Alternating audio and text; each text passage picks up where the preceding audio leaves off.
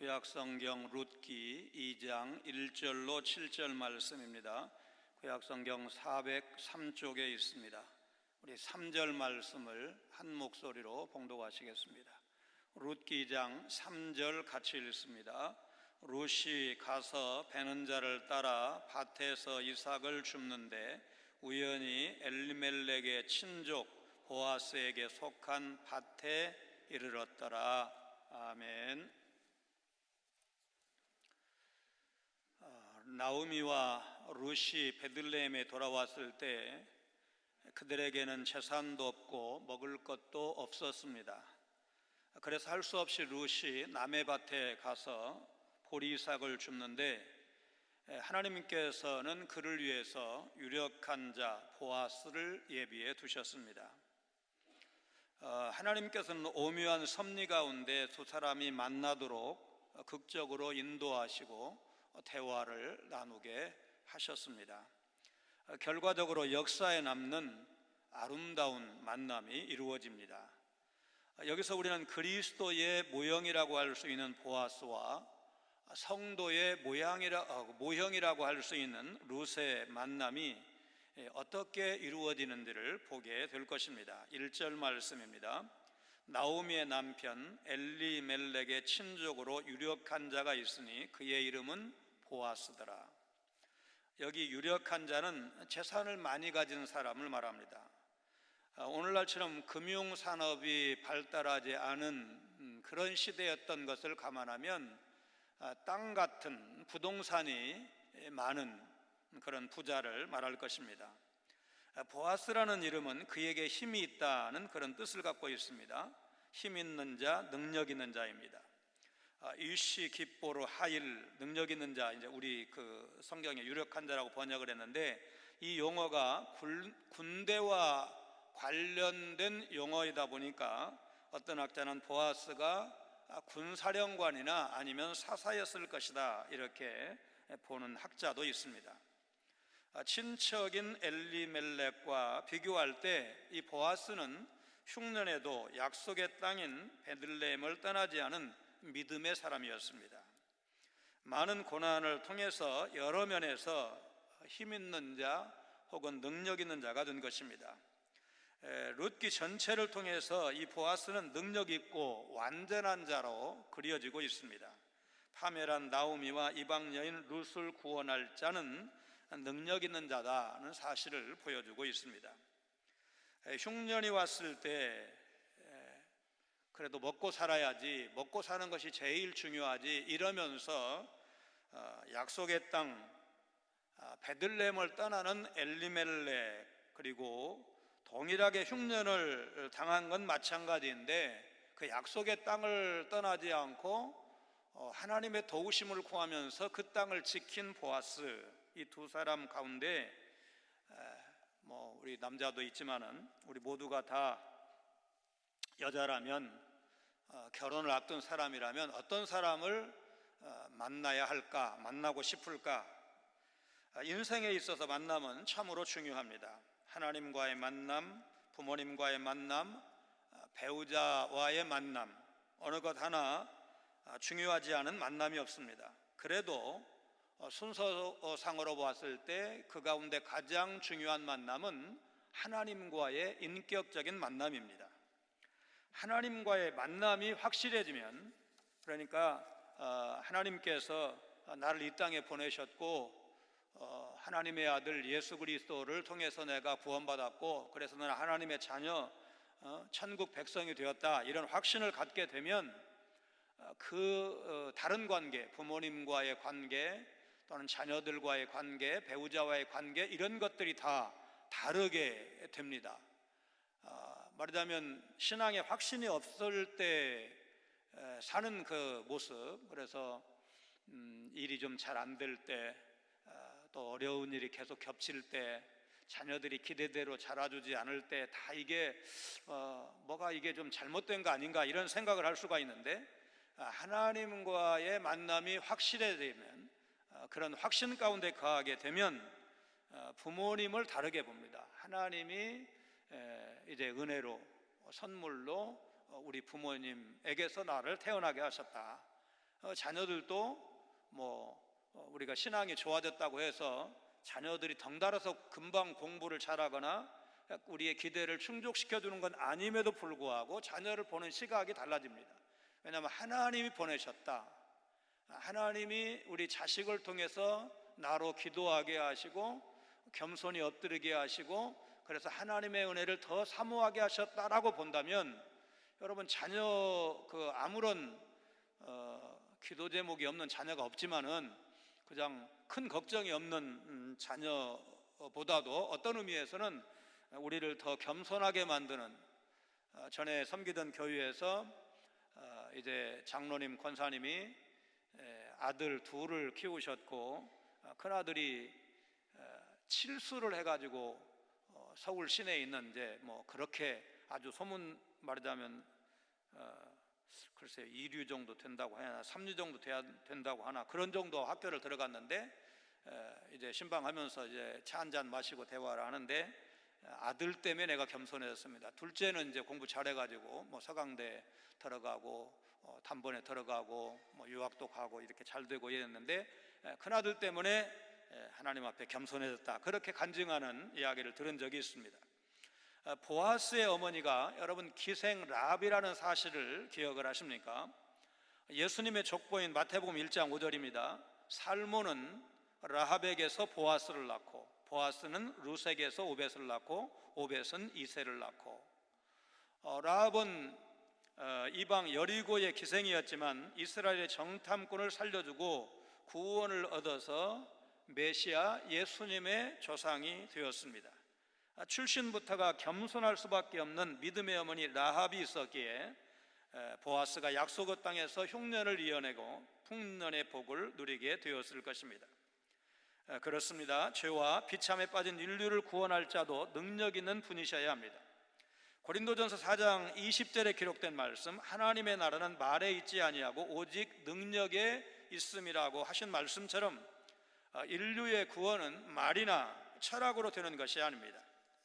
참 구주는 인류를 사탄의 손아귀에서 건져낼 힘이 있는 분, 곧 하나님의 아들 예수 그리스도밖에 없습니다. 통일교회 문선명, 전도관의 박태선, 하나님의 교회 안상홍 증인의 안상홍 죽었고 그 아내 장길자, 신천지 이만희, JMS 정명석 등 한국의 자칭 재림주가 40여 명이라고 하는데, 이들 이단 지도자들은 온갖 미사역으로 구원과 영생을 약속을 합니다.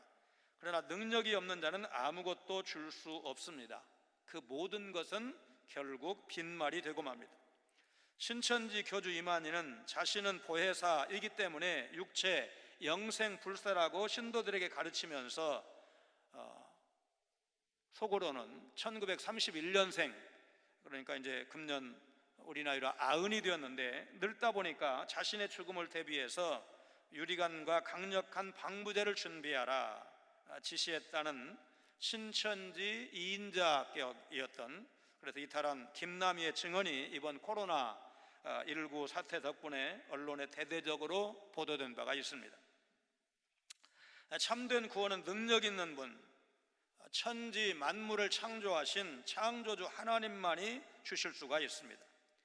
예수 그리스도는 그를 믿는 자에게 영생을 약속하셨을 뿐만 아니라 자신이 직접 죽은 자들 가운데서 부활하심으로써 생명의 주요 부활의 주라는 사실을 보여주셨습니다. 2절 말씀은 룻이 일하러 가는 것조차도 시어머니에게 허락을 구하는 모습을 볼 수가 있습니다. 2절입니다. 모압 여인 룻이 나오미에게 이르되 원하건대 내가 밭으로 가서 내가 누구에게 은혜를 입으면 그를 따라서 이삭을 줍겠나이다 하니 나오미가 그에게 이르되 내 따라 갈지어다 하매, 룻이 고향으로 돌아가서 재혼하는 일도 포기하고 젊은 여성으로서 최소한의 삶도 포기한 채 오직 믿음으로 베들레헴에 왔지만 베들레헴에 왔다고 해서 뾰족한 수가 있었던 것은 아닙니다. 룻은 시어머니 나오미를 따라 베들레헴에 왔고 이제 이삭을 주우러 나가는데, 이삭을 줍는다는 것은 달리 살 방도가 없었다는 것을 의미한다는 것입니다. 그들에게는 농사지을 땅도 없었고 양식을 살 수 있는 돈도 없었습니다. 달리 먹고 살 방법이 없는 사람에게 남의 밭에 가서 흘린 이삭이라도 주울 수 있다는 것은 사실 알고 보면 하나님의 은혜였습니다. 왜냐하면 하나님은 율법을 통해서 나그네와 고아와 과부를 위해서 이삭을 남겨두라 명령하셨기 때문입니다. 레위기 23장 22절을 보면 너희 땅에 곡물을 벨 때에 밭 모퉁이까지 다 베지 말며 떨어진 것을 줍지 말고 그것을 가난한 자와 거류민을 위하여 남겨두라. 나는 너희의 하나님 여호와이니라. 가난한 자를 위한 특별한 하나님의 배려였습니다. 만일 이런 하나님의 배려가 없었다면 나오미와 룻이 어떻게 되었을까? 설마 굶어 죽게 했을까? 이렇게 말할 수도 있지만 그 삶은 훨씬 더 비참했을 것입니다. 그런데 하나님께서는 파산한 사람들과 이방인을 위해서 살 길을 마련해 두셨습니다. 이것이 바로 하나님의 은혜요 사랑이라 할 것입니다. 은혜를 안다는 것은 자신이 아무것도 할 수 없는 존재라는 것을 알고 전능하신 하나님을 바라보는 것이 바로 은혜입니다. 오늘날도 이 세상에서 파산하고 파멸한 사람이 하나님께 나오면 살 길이 있습니다. 왜냐하면 하나님은 그들을 위해서 살 길을, 피할 길을 마련해 두셨기 때문입니다. 이처럼 우리 하나님은 인정이 많으신 분이시고 엄격한 가운데서도 기댈 여유가 있는 분이라는 사실을 룻기는 우리에게 보여주고 있습니다. 3절 말씀을 통해서 룻이 이제 시어머니의 허락을 받고 이삭을 주우러 나가는데 그게 보아스의 밭이었습니다. 3절 룻이 가서 베는 자를 따라 밭에서 이삭을 줍는데 우연히 엘리멜렉의 친족 보아스에게 속한 밭에 이르렀더라. 자, 여기 우연이라는 말이 눈에 들어옵니다. 롯이 우연히 보아스의 밭에 이르렀다. 여러분, 한마디로 하나님을 믿는 인생에게는 우연이 없습니다. 예수 그리스도 메시아 탄생으로 이어지는 이 룻과 보아스의 만남을 우연이라고 말할 수가 있을까? 룻이 보아스의 밭에 이른 것은 하나님의 예정 가운데 있었던 일이라고 봐야 합니다. 우주 만물을 기쁘신 뜻대로 창조하시고 운행하시는 하나님께 우연이란 있을 수가 없습니다. 다만 우리 눈에 그렇게 보일 따름입니다. 우리는 사건의 전모를 다 알지 못하기 때문에 이거 우연이야 이렇게 생각을 하는데 사실 어떻게 해서 그 일이 그렇게 되었는지 사람의 눈에는 그것이 갑자기 닥치는 것처럼 혹은 묘하게 맞아 떨어지는 것처럼 보일 수 있지만 그러나 실상 하나님께서 인도하시고 섭리하신 결과라는 사실입니다. 국제 예수 전도단을 창설한 로렌 커밍햄은 벼랑 끝에 서는 용기라는 책에서 공산국가와 무슬림 지역, 기독교가 박해를 받는 곳에 성경을 복음하는 것을 목적으로 세워진 오픈도어 선교회 창설자인 앤드류 브라더로부터 들은 이야기를 소개하고 있습니다. 한 사람이 수풀이 무성한 정글을 지나고 있었습니다. 날씨는 더웠고 크게 자란 풀이 시야를 가렸습니다. 그런데 풀 사이를 간신히 헤쳐가고 있는데 눈앞에 굶주린 사자 한 마리가 버티고 있는 것입니다. 사자가 으르렁거리면서 이 사람에게 달려들었습니다. 그 순간 놀라운 일이 벌어졌습니다. 야자수 열매가 사자의 정수리에 떨어진 것입니다. 그는 사자가 고통스러워하고 있을 때 도망칠 수 있었습니다. 안도의 한숨을 쉰 그는 기가 막힌 사건으로 생명을 구하게 되었다는 사실에 놀랐습니다. 다음 날 밀림에서 또다시 사자를 만났습니다. 그는 이번에는 진짜 죽었구나 생각을 했습니다. 그런데 전날처럼 야자수 열매가 나무 위에서 떨어져서 사자의 정수리를 맞췄습니다.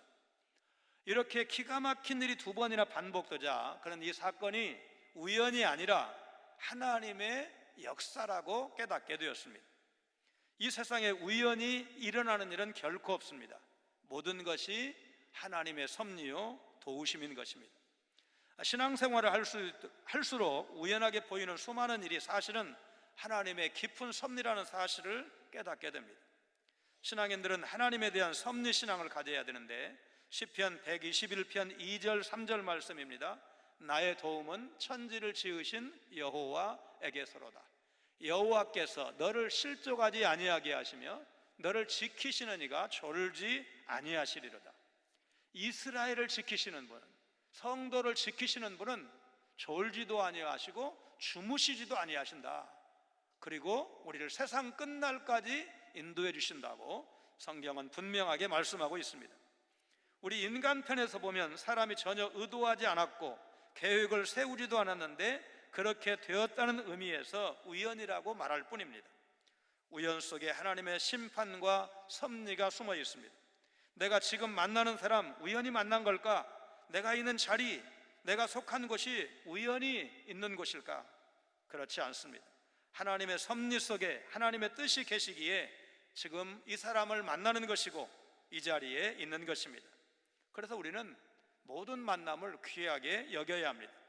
사람과의 만남, 또 일과의 만남, 사건과의 만남, 모든 만남에서 하나님의 뜻을 깨닫게 된다면 그 만남이 최고의 만남이 될 것입니다. 사절에서 주인 보아스가 밭에 나타나서 일하고 있는 종들을 축복하는 장면을 읽을 수가 있습니다. 우리 4절 말씀 같이 읽겠습니다. 마침 보아스가 베들레헴에서부터 와서 베는 자들에게 이르되 여호와께서 너희와 함께 하시기를 원하노라 하니 그들이 대답하되 여호와께서 당신에게 복 주시기를 원하나이다 하니라. 보아스는 베들레헴 사람입니다. 예수님이 베들레헴에 오셨듯이 보아스도 베들레헴 출신입니다. 룻이 밭에서 이삭을 줍고 있을 그때 마침 보아스가 자기 밭에 나오게 되었습니다. 여기 마침이라는 말도 사실은 하나님의 인도하심 가운데 나온 것이었습니다. 하나님은 룻과 보아스 양쪽 편에서 인도하셨습니다. 왜냐하면 한쪽만 역사하셨다면 만남이 이루어질 수가 없는데 두 사람 다 하나님이 불러내셨기 때문에 같은 시간 같은 곳에 있게 하셨기 때문에 만남이 이루어진 것입니다. 그래서 우리가 하나님의 뜻을 분별하라고 할 때 이제 아마 가장 쉬운 예는 결혼일 텐데 한쪽은 막 열심히 하나님의 뜻이라고 주장하고 나는 기도해봐도 아무런 응답이 없다고 하고 이러면은 물론 이제 그렇게 해서 밀어붙여서 결혼한 사람도 있고 심지어는 서울의 어떤 그 교회 장로님은 지금 얘기가 장로 돼서 한 게 아니에요. 말하자면 총각 때 군인 때 칼빈총 들고 와가지고 한번 난리 내가지고 결혼을 했다. 뭐 우리 친구네 교회니까 그 장로님 이름 뭐지 하고 물어보면 금방 알 수 있어요. 아주 유명한 얘기예요. 물론 이제 그렇게 되면 결과적으로 하나님의 뜻이었나 이러는데 둘 다 기도하는 가운데 하나님의 뜻을 구했다면 같이 응답이 온다고 볼 때 우리는 거의 의심하지 않고 하나님의 뜻이라고 말할 것입니다. 그러나 이제 무리수를 두게 되면 나중에 이제 그런 예를 하나 말씀을 드리지만 그걸 하나님의 뜻이라고 말할 수가 있겠나 이렇게 되는 거죠. 자, 여기 보아스가 자기 밭에 와서 일꾼들에게 여호와께서 너희와 함께 하시기를 원하노라 이렇게 말합니다. 자, 이제 말하자면 자기 밭이 얼마나 넓은지는 모르겠지만 적어도 일꾼은 여러 사람인 거예요. 그러니까 주인이 오셨어요. 일꾼들이 아마 이제 허리 좀 펴고 뭐 오셨어요 뭐 이런 식으로 이제 그 뭐 고개도 숙이고 뭐 손도 흔들고 뭐 이랬을 겁니다. 그런데 이제 거기에 그 사람들을 보고 보아스가 여호와께서 너희와 함께 하시기를 원하노라. 자, 이거는 인사말인 동시에 일꾼들을 위한 기원이고 축복이라고 할 수가 있습니다. 이제 보아스가 주인인데도 자기 말하자면 일꾼들 혹은 정들을 이렇게 축복하는 겁니다. 여호와께서 함께 하시는 것이 최고의 복이라는 사실을 보아스는 믿고 있었고 자기 수하의 사람들에게 그 복을 빌고 있습니다. 우리가 아침에 일어나서 이제 뭐 한국에서야 굿모닝이라고 뭐 이렇게 인사 많이 안 하지만 여행이라도 가면 굿모닝을 많이 하죠. 그런데 이걸 이제 뭐 영어로 뭐 영어 잘하지도 못하면서 영어로 하는 거야 뭐 이런 소리 안 들으려고 좋은 아침입니다 이제 이렇게 이제 인사들을 많이 합니다. 근데 이제 그 어떤 책을 읽어보니까 그냥 한국말로 직역했을 때 좋은 아침입니다 그런 뜻보다도 오히려 기원으로 좋은 아침이 되기를 바랍니다. 오늘 좋은 하루가 되기를 바랍니다. 그러니까 말하자면 영어가 모국어인 사람 또 기독교적인 문화를 가지고 있는 사람은 그런 뜻으로 굿모닝이라고 인사를 한답니다. 오늘 하루도 좋은 하루 되시기를 바랍니다. 오늘 좋은 아침 되기를 바랍니다. 그런 뜻이라는 거예요. 그러니까 이제 말하자면 이 보아스가 지금 자기 일꾼들에게 그렇게 인사하고 있는 거예요. 작년 우리 교회에 명사 초청 특강 강사로 오셨던 김장환 목사님, 이분의 성공 비결은 뭐 여러 가지가 있습니다. 뭐 정말 그 큰 업적을 이루신 그런 목사님인데, 이 목사님이 남다른 장점, 보통 사람들이 거의 말하자면 정상에 가신 분들이 잘 못하는 게 있는데 뭐냐면, 이분은 대통령도 그 수시로 만나고 역대 대통령으로부터 안 만난, 청와대로 초청을 안 받은 적이 없는 그런 분이잖아요. 그리고 자리도 장관 자리도 여러 자리, 외교부 장관을 비롯해서 여러 자리, 국무총리까지도 제의를 받았다는 이제 그런 목사님이신데, 그러니까 고위직도 많이 만나고 또 사회적인 명사들도 많이 만나는데, 이게 단번에 약속이 성사가 안 되잖아요. 중간 역할을 하는 사람이, 목사님도 비서가 움직이고 저쪽도 비서가 전화 받고 서로 일정 맞추고 이런 일이 있는데, 어쨌든 대통령한테 만나고 나올 때든 이명박 대통령 서울시장일 때 서울 그 시장을 만나고 가든 나올 때 비서한테 인사를 그렇게 잘한대요. 웬만한 분들은 이제 그 자기 급이 있으니까 서울시장 같으면 분명히 이제 연세도 이쪽이 더 위시고 이러니까 말하자면 이렇게 문 앞까지 나가서 목사님 잘 가시라고 이렇게 인사를 했을 겁니다. 그러면 비서는 그냥 지나치게 돼 있어요. 왜? 지금 그 두 어른이 주빈이니까. 그런데 이 김 목사님은 꼭 이렇게 한쪽에 있는 비서한테 인사하고 고맙다고 이렇게 인사하고 온다는 거예요. 그리고 명절 때, 성탄절 때, 그 다음에 이제 그 알 수만 있으면 그 비서의 생일을 알면 꼭 카드를 보낸다는 거예요. 그러니까 아무리 높은 사람한테 전화를 해도 비서가 김 목사님 전화를 잘 안 따돌리는 거예요. 왜냐하면 높은 사람들, 바쁜 사람들은 따돌리게 돼 있거든. 불필요한 약속은 어떻게든지 줄여야 되고 꼭 해야 될 만 해야 되니까 그 약속을 따돌리게 되는데, 김 목사님한테 인격적인 감화를 받았으니까 따돌리질 않는다는 거예요. 그 얘기를 신문에서 읽은 적이 있습니다. 주인 보아스의 인사에 대해서 일꾼들도 역시 화답을 하는데, 여호와께서 당신에게 복 주시기를 원하나이다. 그게 얼마나 아름답습니까? 주인이 먼저 일꾼들을 축복을 합니다. 그 일꾼들도 역시 주인 같은 똑같은 마인드로 하나님께서 주인 당신에게 복 주시기를 원합니다. 굉장히 아름다운 모습. 이게 정말 이상적인, 요즘 말로 하면 노사관계 아니겠어요? 상급자와 하급자가 서로를 존중하고 서로를 축복할 수 있다면 얼마나 좋겠어요. 여러분, 공동운명체라는 말을 많이 쓰잖아요. 그러니까 회사의 설립자, 오너, 사장, 회장 이런 사람하고 말하자면 그 같이 일하는 일꾼들하고, 여러분 이게 같이 윈윈을 해야 말하자면 설립자, 회사 주인도 덕을 보는 것이고, 말하자면 회사가 잘 되어야 나눌 수 있는 성과급이 있는 거 아니겠어요?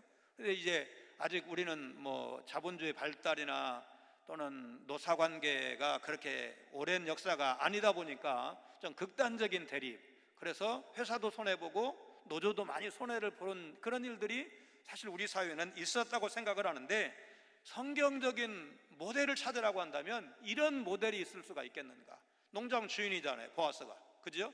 그 다음에 일꾼들이 여러 사람이 있잖아요. 근데 이 사람들과 관계가 이렇게 따뜻한데, 이 종업원들 또는 이 일꾼들 입장에서 자기 주인을 이렇게 축복할 수 있다는 뜻은, 뒤집으면 그만큼 평소에 보아스가 신앙적인 감화로 그 사람들에게 충분한 신뢰와 존경을 받고 있다는, 여러분, 반증이 아니겠습니까? 그리스도와 교회의 관계가 이래야 되고, 또한 오늘날 지도자와 말하자면 백성들 관계도 이런다면 얼마나 좋을까?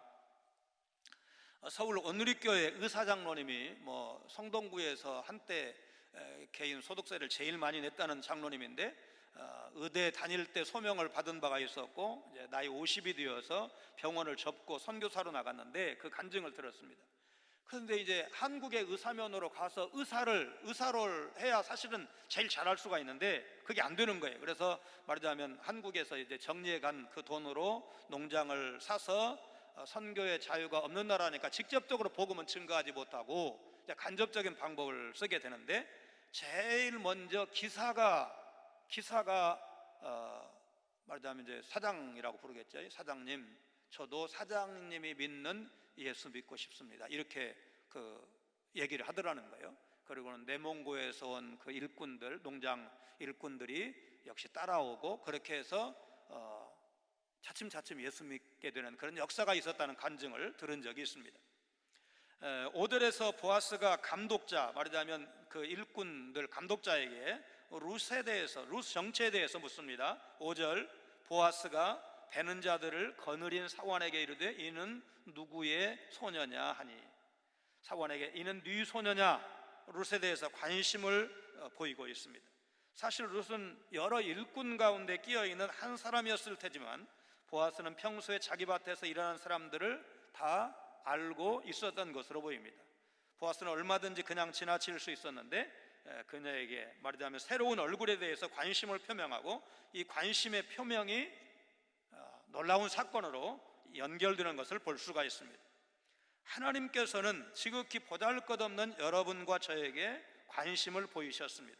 전혀 그럴 필요도 없었고 그럴 의무도 없으셨지만 그저 우리를 불쌍히 여기셔서 우리에게 관심을 가지시고 구원을 열어주셨는데, 성경은 놀랍게도 이것이 만세전에 우리를 지명하여 부르신 것이라고 말씀하고 있습니다. 그럼 여기에서 보아스와 룻 중에 누가 먼저 관심을 표명했을까? 당연히 보아스입니다. 룻은 지금 그럴 형편이 되지 않습니다. 여기에서 우리가 또 생각하게 되는 것이, 우리는 죄에 빠져서 도무지 하나님의 사랑을 받을 자격도 없고 생각도 못했지만 먼저 하나님께서 우리를 향한 사랑을 나타내 보이셨다는 사실입니다. 요한일서 4장 10절 말씀, 사랑은 여기 있으니 우리가 하나님을 사랑한 것이 아니요 하나님이 우리를 사랑하사 우리 죄를 속하기 위하여 화목제물로 그 아들을 보내셨습니다. 6절 7절 말씀을 통해서 사환이 이제 주인의 물음에, 보아스의 물음에 대해서 룻이 누구인지를 소개하고 있습니다. 우리 6절 7절 말씀을 같이 읽습니다. 베는 자를 거느린 사환이 대답하여 이르되 이는 나오미와 함께 모압 지방에서 돌아온 모압 소녀인데 그의 말이 나로 베는 자를 따라 단 사이에서 이삭을 줍게 하소서 하였고 아침부터 와서는 잠시 집에서 쉰 의에 지금까지 계속하는 중이니이다.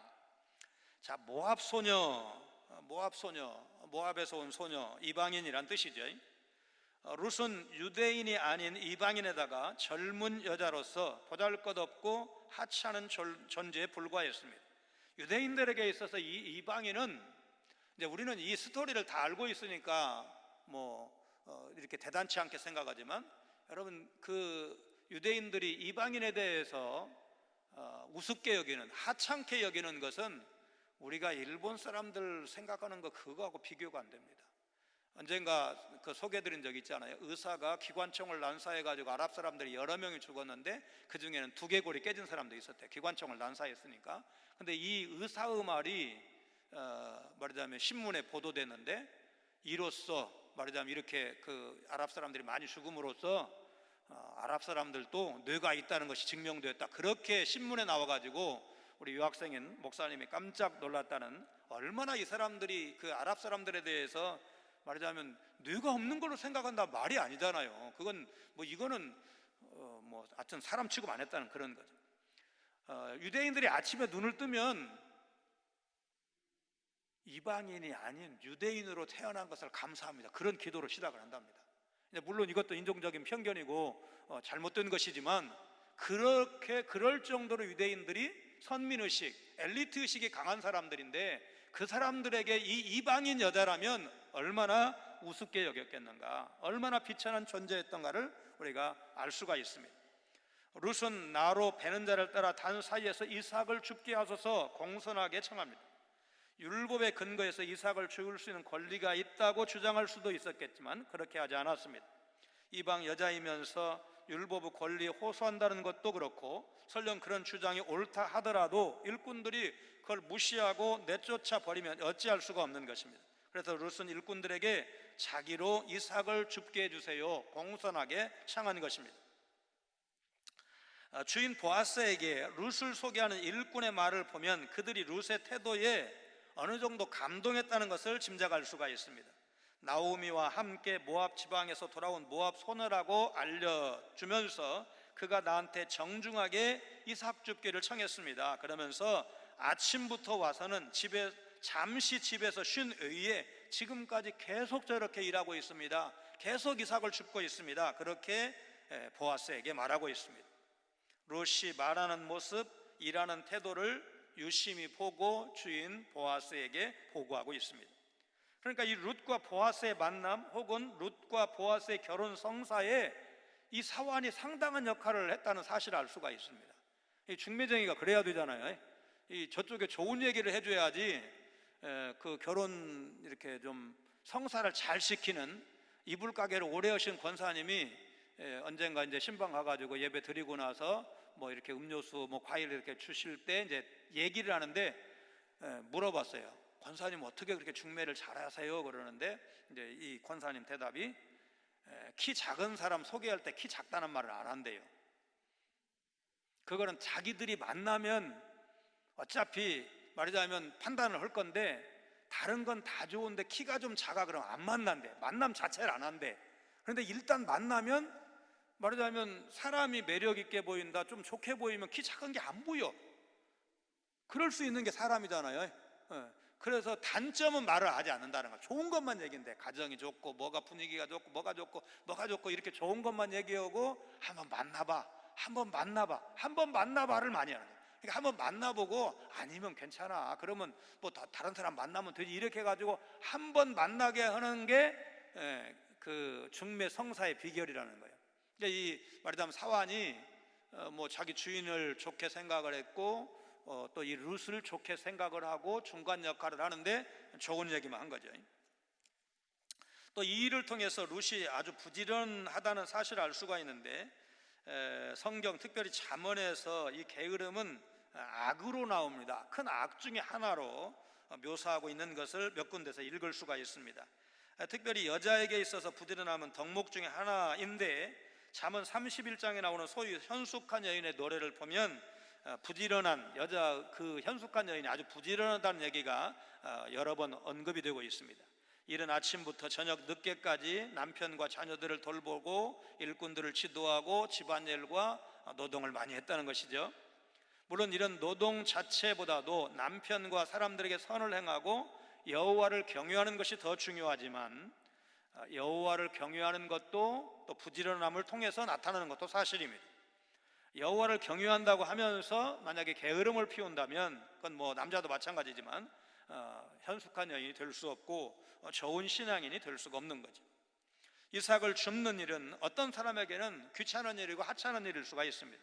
그러나 룻에게는 하찮은 일이 아니었습니다. 자신과 시어머니의 생존이 걸린 일이었습니다. 룻은 그 일을 소중히 열심히 했습니다. 그 일을 하면서 지켜보는 누군가를 감동시킬 정도로 성실하게 일했습니다. 보아스도 사환의 보고를 가볍게 넘기지 않고 마음에 두었습니다. 밭에서 일하는 일꾼이라도 또 주인이 아니라 사환이라도 지금 내가 만나는 사람을 소중히 여기는 것, 이것이 룻과 보아스의 운명을 바꾸어 놓았다고 해도 과언이 아닙니다. 그런 의미에서 우리 인생에게서 만나는 모든 만남은 다 소중하다고 할 것입니다. 지금 이 순간 만나고 있는 모든 사람이 나에게 소중한 사람이다. 나에게 혹은 우리 가정에, 우리 자녀들에게 소중한 만남. 그래서 우리가 제가 이제 아이들 축복할 때 사람 잘 만나는 복을 허락해 주세요. 이미 부모님 만났잖아요. 우리 어린 이렇게 안고 기도할 때 부모님은 이미 만났어요. 만났는데 그 다음에 만나는, 요즘은 이제 사회활동을 빨리 시작하는 거죠. 어린이집, 그러면 한 돌 지나면 어린이집을 보내는데 그때서부터 선생님을 만나요. 그리고 친구들도 만나는 거죠. 그때 좋은 선생님을 만나게 되면 여러분 인생의 기초가 내가 필요한 모든 것은 유치원에 다 배웠다, 그런 책도 있잖아요. 유치원이 기초잖아요. 그때 사람이 반듯하면 그 뒤에 약간의 방황이 있어도 결국 반듯한 사람 되는 거예요. 그러니까 말하자면 어머니와의 만남도 중요하고 그건 뭐 기본이죠. 어떤 인생이든지. 유치원, 어린이집 좋은 선생님 만나게 해주세요. 훌륭한 선생님 만나게 해주세요. 우리 자녀에게 좋은 만남, 복된 만남이 되게 해주세요. 그런 기도가 중요하고 우리에게 절실할 수밖에 없는 것입니다. 인기 정상을 달리던 톱 탤런트 최진실과 일본 프로야구 요미우리 자이언트 소속이었던 조성민 선수의 만남을 잘된 만남이라고는 말할 수가 없을 것 같습니다. 조성민이 먼저 인터뷰에서 자신의 이상형이 최진실이라고 말했고 그걸 귀담아 들은 어떤 사람이 방송국에서 만나게 해주겠다 이렇게 제안을 하고 결국은 만나게 됩니다. 최진실이 연상이 된 5살 위고 조성민이 5살이 아래인데 그렇게 처음 만났으니까 당연히 누나 동생이 된 거예요. 그래서 이제 친해지면서 서로 양쪽 집도 왔다 갔다 하고 그렇게 하다가 정이 들어서 이제 결혼한 건데, 총 결혼 말하자면 기간이 한 2년 남짓밖에 안 되고, 실제로는 이제 일본에 가서 프로 선수하고 또 한국에 탤런트 생활을 하니까 뭐 결혼 생활 한 4개월인가 얼마밖에 못 했다고 하는데, 이혼 후에 두 사람이 다 비극적인 최후를 이제 맞는 것을 우리가 알고 있습니다. 오늘 본문에서 우리는 믿음으로 하나님을 따라 나설 때 어떤 일이 일어나는가를 볼 수 있었습니다. 룻은 친척도 없고 아는 사람도 없는 낯선 유대 땅을 향해서 그야말로 믿음 하나만 가지고 시어머니 나오미를 따라왔습니다. 재산도 없었고 먹을 것도 없었고 어떻게 보면 대책 없는 발걸음이었습니다. 그러나 은혜가 풍성하신 하나님께서 이미 그를 위해서 모든 것을 준비하고 기다리고 계셨습니다.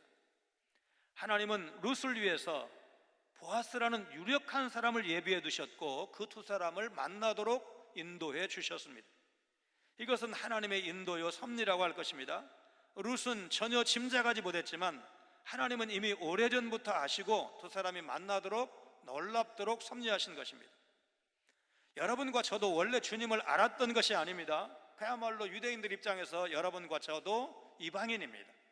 그런데 여호와 이레의 하나님께서 만세전에 여러분과 저를 지명하여 부르셔서 하나님의 자녀가 되게 하셨고 130여 년 전에 이 땅에 복음이 들어오게 하시고 신앙의 선조들을 통해서 또 부모님, 할아버지, 할머니를 통해서 복음을 받아들이게 하시고 때로는 부흥회 때 뭐가 뭔지도 잘 모르는 가운데 강권에 못 이겨서 따라왔다가 복음을 듣기도 하고 좀 어렸을 때 성경학교에 나가서 복음을 듣고 말하자면 교회에 정착하게 되기도 하고 여러 과정을 통해서 왔지만 공통적으로 우리가 드릴 수 있는 고백이 무엇입니까? 우리가 보기에는 그냥 재미로 온 것이고 우연히 따라온 것이고 어쩌다 따라온 것이고 강권적으로 끌려온 것이고 사탕에 넘어간 것이고 이런 식으로 표현하는 것이 가능하지만 그러나 하나님은 그렇게 해서라도 나를 복음을 듣게 하셨다는 사실, 하나님을 알고 믿게 하셨다는 사실, 그리고 지금 현재는 이 자리에 있다는 것. 때로 어떤 사람은 목사가 되기도 하고 장로가 되기도 하고 권사가 되기도 하고 선생이 되기도 하고 여러 가지 직분, 위치, 가정을 이루게 하시고 가정 복음화가 이루어지고 한꺼번에 다 나가는 그 가정을 제가 한번 본 적이 있다고 했잖아요. 건축하는데 하도 힘드니까 말하자면 이렇게 밥 먹으면서 그랬다는 거예요. 야, 우리 교회라도 나가면 좀 이거 골치 아픈 문제 해결될까? 한번 그렇게 해보자고. 그래서 부부하고 20대 두 아들하고 4명이 동시에 등록은 어떻게 이렇게 가족이 한꺼번에 왔습니까? 했더니 이제 집 지으면서 너무 시달림을 받아가지고 그래도 교회 나가면 좋아질까 해가지고 가족회의 끝에 결정해서 왔다는 거예요. 이거는 1000가정 중에 1000명 중에 한 명 있을까 말까 한 일이죠. 대부분은 누군가 씨앗 노릇을 해요. 복음의 씨앗이 떨어져서 한 사람이 믿어요. 그리고 그가 어려운 일, 핍박, 정말 서러움 다 당하면서 오래된 얘기도 아니요. 저가 성장할 때도 저희 집은 이제 핍박이 좀 없는 집이었지만은 머리 깎고 이 수건 뒤집어 쓰고 오는 그런 여성들이 있었다니까요. 그냥 쉬운 말로 지게작자기로 이렇게 맞았다 그런 일이 실제로 있었다고요. 그런데 한 20년쯤 뒤에 가보니까 그렇게 지게작자기로 때렸다는 그 아버지가 장로가 되어 있더라고. 그 이제 거의 바로 나왔겠죠. 여러분 무음 세례교회 5년이라고 그래갖고 교회 나온 지 6년 7년 만에 장로 되는 사람이 있습니까? 실제로는 그래 아무리 빨리 되더라도 한 10몇 년 거의 20년 돼야 장로 되잖아요. 그래서 야, 하나님이 하시는구나. 그 딸 교회 나간다고 지게작자기로 때렸던 그냥 그런 때는 좀 무지막지한 거잖아요. 무지막지한 아버지가 얼만큼 변화돼 가지고 벌써 장로가 되냐. 물론 이제 제가 군대 가고 신학교 다니고 부교역자 생활하고 하니까 이제 고향교회 자주 못 가가지고 공백기가 길어서 느끼는 감정이지만 복음은 그런 겁니다. 누군가 한 사람 씨앗이 되면 좀 오랜 세월 때로는 고생을 좀 시켜서 그렇지 결국은 열매를 맺더라고요. 하나님이 그렇게 하실 수 있다는 사실입니다. 프랑스 작가 모리아크의 묘비에 적힌 글입니다. 인간은 살아서도 행선지가 있지만 죽어서도 가야 할 행선지가 있습니다. 그 영원한 행선지를 향하여 살아있을 때 열심히 아름답게 계속해서 걸어가는 것이 산자의 몫입니다. 묘비에 이렇게 적혀있다는, 묘비에. 유명한 과학자 코페르니쿠스의 무덤 피석에는 그의 유언을 따라 이런 비문이 새겨져 있다고 합니다. 나는 바울의 지혜를 구하지 않습니다. 나는 베드로의 능력을 구하지 않습니다. 오 하나님, 나는 회개하는 강도에게 주셨던 은혜를 구합니다. 여러분, 거듭나지 않으면 영원한 천국 하나님 앞에 선다는 사실을 모른다면 여러분, 이런 고백이 가능하겠습니까? 묘비에라도 이런 말을 기록하게 해서 자기 자녀들이나 후손들에게 후세에 정말 모든 것, 세상이 그 모든 것보다 하나님의 은혜를 입어야 된다는 사실, 구원의 은혜를 입어야 한다는 사실을 강조했다는 것을 여러분, 우리가 놓쳐서는 안 되잖아요. 여러분, 그 강도가 입었던 그 은혜, 여러분도 저도 입은 줄로 믿습니다. 여러분, 십자가에 달려서 한편 강도는 비난하고 저주했지만 한편 강도는 그렇지 않았잖아요. 예수님께서 오늘 네가 나와 함께 낙원에 있으리라. 여러분, 그 사람만큼 확실한 구원받은 사람이 몇 사람이나 됩니까? 성경에 긴가민가한 사람도 많잖아요. 아브라함은 천국에 있다고 그랬잖아요. 예수님의 부자와 나사로 비유에, 그죠? 그러니까 이렇게 확실한 사람도 있지만 이 사람이 갔을까 못 갔을까 이렇게 긴가민가한 사람이 성경에 많아요.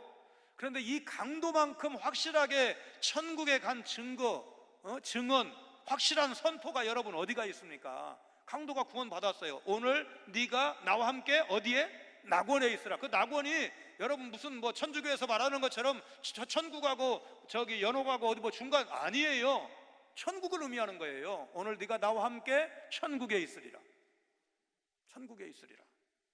그 구원의 은총을 여러분과 저는 이미 받았다는 사실 여러분 감사하시길 바랍니다. 그래서 우리는 이런 하나님의 사랑을 깨달았기 때문에, 혹은 깨달았다면 우리는 감사할 수밖에 없고, 여러분 우리가 행복하지 않다면 이게 이상한 거예요. 여러분, 우리가 하나님의 그 놀라운 구원의 은총을 받았는데 만세 전에 여러분 아기가 갖기 전에 궁금할 뿐이지 아들인지 딸인지 키가 큰지 작은지 막 굉장히 궁금하잖아요. 그거 언제 알아요? 아기 낳아봐야 알아. 그게 우리야. 그런데 하나님은 우리 그러기 전에, 만세 전에, 창세 전에 이미 우리가 이 땅에 올 것을 하나님은 다 예정해 놓으셨다. 준비해 놓으셨다. 그리고 때가 차니까 우리 아버지 어머니 사이에서 태어났고, 여러분도 태어나셨고, 우리 자녀들도 그렇게 태어났고, 앞으로 미래의 마지막 택자도 이 땅에 태어날 때 하나님은 그가 이 땅에 태어나게 하시고, 그가 예수를 그리스도로 나의 주님이라고 나의 하나님이라고 고백하게 하시고, 그 마지막 택자가 주의 이름을 부를 때, 말하자면 믿는 자의 무리가 다 완성되었을 때 주님은 영광 중에 재림하시고 새 하늘과 새 땅이 시작된다는 사실입니다. 우리 주님은 바로 그날까지, 세상 끝날까지 우리와 항상 함께 해주시겠다고 약속하셨다는 사실. 지금 어려운 때를 살고 있는 거 누구도 부인할 수 없고, 또 심리적이 실제로 말하자면 수입이 줄어들었기 때문에 느끼는 위기도 있지만 그게 별로 차이가 없는데도 불구하고 두려워하고 걱정하고 염려하는 여러분과 저를 향해서 오늘도 하나님은 내가 너희 하나님이라고. 이 나오미와 룻이 정말 아무런 손에 잡히는 것이 없지만 베들레헴에 양식을 주셨다는 그 소식을 듣고 내가 가야 할 곳은 바로 그곳이야. 설령 지금 모압에서보다 더 고생을 하는 한 있어도 성도는, 믿음의 사람은 지켜야 할 자리가 있다는 사실, 그곳이 바로 성도가 가야 할 곳이라는 것. 여러분, 베들레헴이 믿음의 땅이에요. 거기 가서 만날 사람이 보아스가 여러분 기업 물을 짜잖아요. 그러니까 구원자야. 나오미를 구원해 줄 사람이고 룻을 구원해 줄 사람이고, 하나님의 놀라운 섭리 가운데 그 만남을 통해서 메시아가 와야 될 그 놀라운 역사가 바로 그곳에서 이루어진다, 그 말이죠. 그곳으로 가야 되는 거예요. 있어야 할 곳에 있어야 되는 거예요. 여러분, 제 기도 중에 하나는 이런 것도 있습니다. 하나님, 제가 설 자리에는 꼭 서게 하시고 서지 말아야 할 곳은 피하게 해주시옵소서. 여러분, 그런 기도가 여러분에게도 필요한 줄로 믿습니다. 예배 자리에 꼭 있게 해주시옵소서. 기도 자리에 꼭 있게 해주시옵소서. 은혜 받는 곳에 꼭 있게 해주시옵소서. 그럼 여러분 나쁜 짓도 하는데 우리가 끼면 안 되잖아요. 그냥 믿음 생활 잘하던 분이 폭포 자리에 한번 끼었다가 망신당하고 그 언제가 얘기했던 여러분 그런 자리는 우리가 좀 피해야 될 거 아니겠어요? 내내 잘하다가 그냥 한번 딱 걸려가지고 망신당하고 하나님 그런 자리는 피하게 해주시옵소서. 설 자리만 서게 해주시옵소서. 하나님께서 만세전에 여러분과 저를 향한 놀라운 계획이 있으시다는 것, 때가 차서 오늘 이 자리에 세우셨다는 것, 그리고 앞으로도 여러분과 저를 통해서 이 어려운 때에 여러분 정부가 어쨌든 초유의 어려운 때라고 해서 전 국민에게 돈을 주는, 정말 지금까지 그런 일이 있었나 싶은 그런 일이 지금 실제로 벌어지고 있습니다. 그러나 그것이 영원하고 완벽하지 않잖아요. 하나님 설령 물질은 좀 적어도 우리의 신앙, 하나님을 향한 사모함은 조금 더 식어지지 않게 해주시옵소서. 세상 끝날까지 우리와 함께 하시는 그 주님과 더불어서 이 어려운 날을 이기게 하시고 날마다 주의 은혜 가운데 가는 은총을 허락해 주옵소서. 기도하시고 그런 믿음으로 살아가시는 여러분 모두가 되시기를 주님의 이름으로 축원합니다.